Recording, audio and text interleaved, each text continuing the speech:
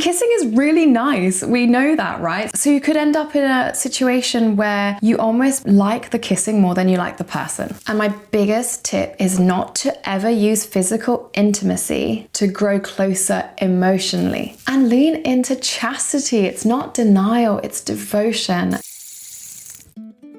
Kissing in Christian relationships, is it better to avoid it altogether? Let's be honest, if you are a Christian in the dating world, you have probably asked yourself, how far is too far? Or is kissing even okay? Or am I sabotaging my future marriage? And this isn't about hard and fast rules, but it is about wisdom. So we shouldn't ask how far can we go? We should ask, does this help me love this person well? And obviously kissing isn't sinful by default. And we know that there's also lots of levels of kissing. There's like a kiss on the cheek, there's a little peck, there is a, I don't know, like a prolonged kiss, but then there's making out, and then there's French kissing and all these kind of things. So of course we know that not all kissing is equal, but in general, it is not sinful by default. But desire as an emotion is really powerful. And the church acknowledges that, not because bodies are bad or anything like that, but because we matter, and the language that we speak with our bodies really reflect the depths of our souls and our hearts. Our bodies speak a language. And the real question we should be asking ourselves is, what story is this kiss telling? So before you might accuse me of overthinking this, I think it's a really good litmus test to go through a few questions. You know, ask yourself, does this kiss draw us closer as a couple to virtue or closer to temptation? There's a priest called Father Mike Schmitz who you might have seen on YouTube, and he talks about this near occasion of sin. So it's like, why would you put yourself in a position where you could sin when it'd be a lot easier to not? So for example, you know, you probably shouldn't be hanging around at each other's apartments or flats like late at night when no one else is around, because that probably is a near occasion of sin, as in somewhere where it could be really easy to go further than either of you want to do before marriage. Next question, does it cloud my judgment or deepen my clarity? I'm going to talk a little bit more about the biological impacts of kissing, but really when you're too physically intimate with someone, it can really just cloud your judgment. It's like you're dating drunk, because you can't quite see the person for who they are, for their character, for their virtues, for their values. You're more seeing them for how they make you physically feel. And kissing is really nice. We know that, right? So you could end up in a situation where you almost like the kissing more than you like the person. And that's not a good place to be, because it's objectifying that person. That person is not there for your physical enjoyment. They're there to be seen as a whole person in their entirety, a beautiful and unrepeatable image of God. Third question, am I kissing out of affection or attachment? So remember,